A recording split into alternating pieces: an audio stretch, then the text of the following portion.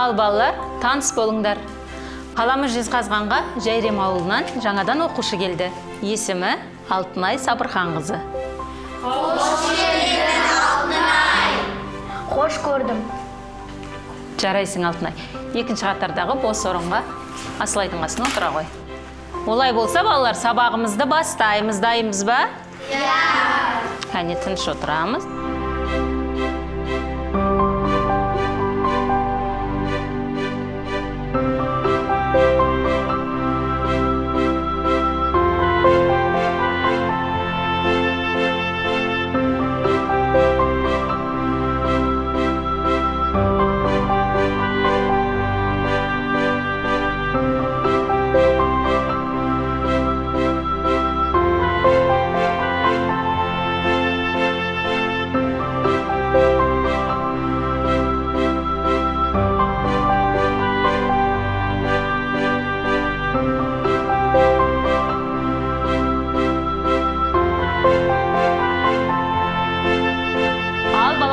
Сабағымыз аяқталды. Әдеттегідей әлденіп алатын уақыт келді.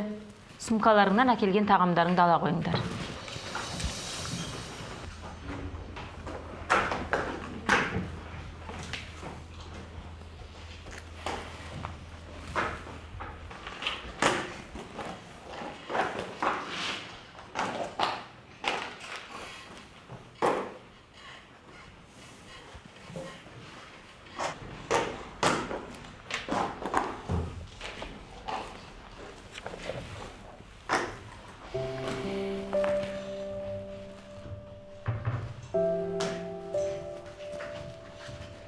Алтынай, мінекей, сен тағамыңды анаң маған беріп жіберді, ас болсын. Рахмет.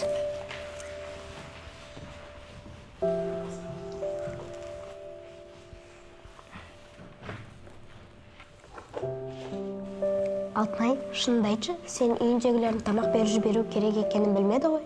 Я, олар да мен де білмеппін, сыныпта отырып тамақтануға болатын. Ауылда бізде арнайы асханамыз бар. Я, уайымдама, бұны бәрі уақытша. Мектептің асханасы бір айға ремонтқа түсіпті. Бірақ былайда маған ұнайды. Шіркін, үйдің тамағына жетпейді ғой. Ал сен аузын ашылмай тамақтанып ал. Ас болсын. Рахмет.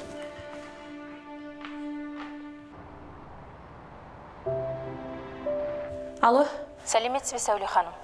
Мен мектептегі Алтынайдың сынып жетекшісі боламын. Есімім Маржан. Бірер минут уақытыңызды бөле аласыз ба? Иә, айта беріңіз. Айтайын дегенім, мен сізді ата-аналар чатына қосайын дегенмін. Бірақ сізде WhatsApp приложение жоқ секілді. Не ғой, менің телефоным ондай заманауи емес еді. Жақын күндері бір жаңа телефон алып, міндетті түрде WhatsApp қосып алам. Иә, осыған байланысты. Біз ата-аналар чатында күнделікті немесе алдын ала жоспарланған жаңалықтарымызбен бөлісіп отырамыз. Олай болса, сіз уайымдамаңыз. Мен сізге өзім хабарласып, барлық жаңалықтарды, ата-аналардың өтінішін рұқсат болса, өзім сізге хабарлап айтып отырайын. Жақсы. Түсінгеніңізге рахмет, Маржан мұғалім. Жақсы. Сәуле ханым, сосын біздің асхана уақытша 1-2 айға жабулы, ремонтқа байланысты. Сол себепті мектеп әкімшілігінің атынан сізден кешірім өтінемін. Осыған байланысты Алтынайға күнделікті өзіне жететін тағамын салып беріп отырсаңыз. Иә. Барлық балалар солай жасайды.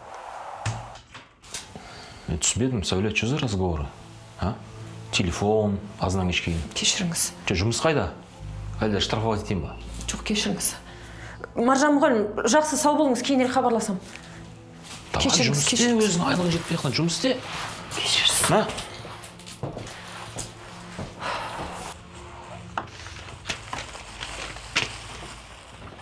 Алло. Иә, мұғалім. Кешіріңіз. Сол WhatsApp-ым әзірге жұмыс істемей тұрды. Иә, ертең арайлымның тамағын міндетті түрде салып жіберем. Жақсы, сау болыңыз. Қалдарың қалай? Жақсы. Сендер мен кешіріңдер. Тапқан табысым үшеуіне бірдей тамақ әперуге жетпей жатыр. Анашым, сіз уайымдамаңыз. Бізді мектепке өзімізбен бірге тамақ әкелмеген үшін мазақ етіп жатқан жоқ ешкім. Ал мені мазақ етті бүгін сыныптастарым. Егер ертең тағы да мазақ ететін болса, мен сабаққа бармаймын. Қашан сізде ақша түседі, сонда бір-ақ барамын. Арайлым, анамыз әдейі істеп отқан жоқ қой. Шамал шыдасаңшы, мектептегі асхана ашылып, қайта мемлекеттен оқушыларға ас беріледі. Әзірше ұмытып кеттім немесе қарным тоқ деп айтып жүре тұр. Ал маған ешкім күлмейді, өткені мұғалім өзі әкеліп тұрамын деді.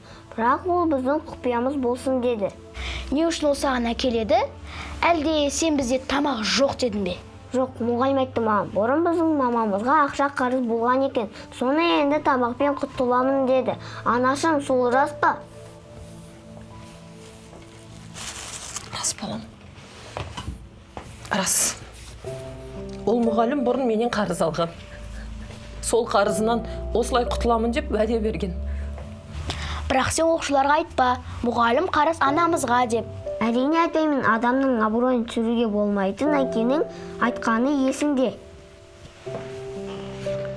Анашым, не болды? Жыламашыншы. Бәрі жақсы болады. Біз сізді жақсы көрем, анашым. Анашым, жыламаңыз. Анашым, бәрі жақсы болады. Жыламаймын. Жыламаймын.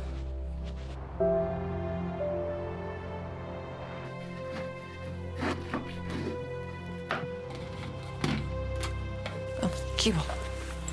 Арайлым, мына контейнердегі тамақтың жартысын жеп болған соң, Алтынайдың сыныбына апарып бер. Не айту керектігін білесің ғой, е? Ал сен өз құпияңды сақтап жүре ғой, жақсы ма? Жолдан байқап жүріңдер, Алтынай. Бара ғой. Байқап жүріңдер жолдан.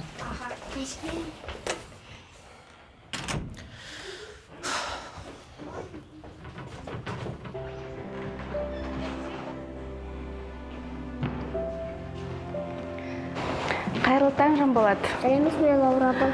Мынаны сен үшін дайындадым. Төгіп алма, жақсы ма? Рахмет апай, сіз тамақты өте дәмді жасайсыз. Барлығы арамызда. Ойнағаныз апай, мен сіздің мен анама ақша қарыз екеніңізді ешкімге айтпаймын. Жақсы, кіре ғой.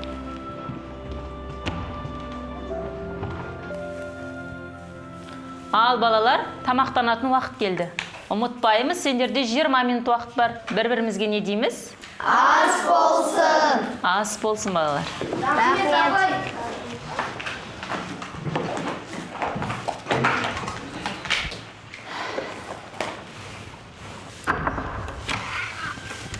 Сәлеметсіз бе, апай? Әпкем Алтынай тамағын ұмытып кетті, соны берсін бола ма? Әрине, бере ғой, Арайлым.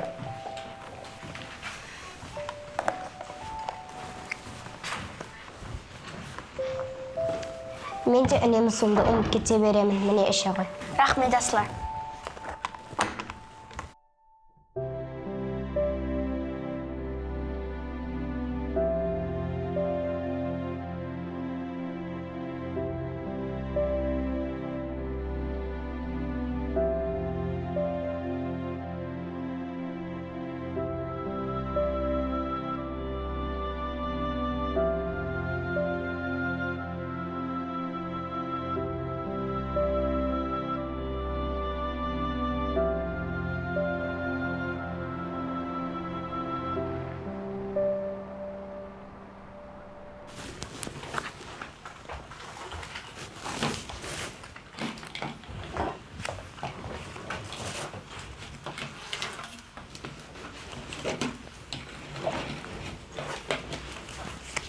Қыздарым, бұл жолы тамақты бірінші Алтынай жеп, сосын Арайлымға жеткізесің, жарай ма? Анашым, өзім сыныптастар біліп қойған сияқты, екеуміз бір ыдыспен тамақтанып жүргенімізді. Ал сен білдірме, жаным, жарай ма? Бұл жолы тамақты сен ұмытып кеткен сияқты қылсаң, ешкім де байқамайды. Жақсы? Анашым, неге біздің Лаура апай қарызын өтеу үшін тек маған ғана береді тамағын? Бірден үшімізден таратып берсе болмай ма? Жанболат, болды, жүр. Кешіп жатырмыз. Жолдан байқаңдар.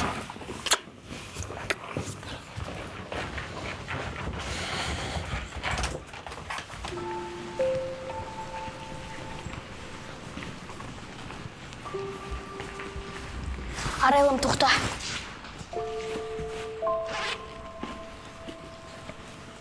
Мына тамақты сен бірші же маған әкелмей қой, жарай ма? Неге, сен ше сыныптастарын біліп қоймай ма? Мен кеше тауып алған ыдысым бар, уайымдама.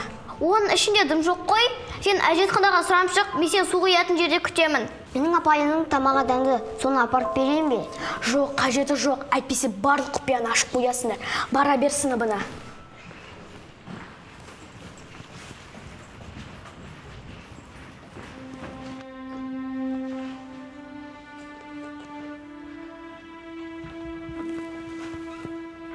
Маржан апа, әжетханаға шығып келсем болады ма? Бара ғой, Алтынай.